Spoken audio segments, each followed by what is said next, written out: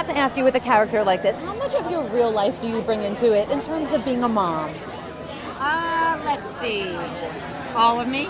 I mean, it's the biggest part of me. It's the part that it's the only distinction between me as a kid and me as a grown-up, really, because in a way you don't really grow up all the way until you have to take responsibility for somebody else growing up. Yes. And you're like, oh, I have to be the knower now. I have to be the tour guide and explain how things got to be the way they are.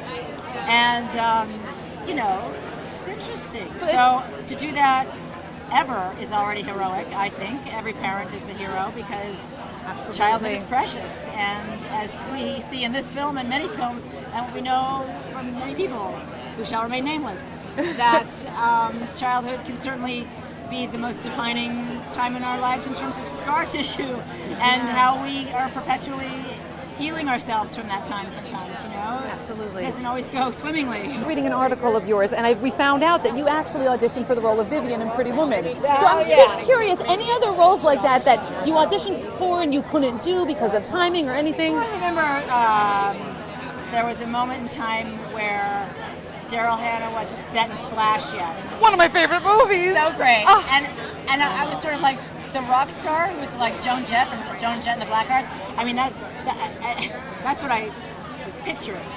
Didn't turn out that way.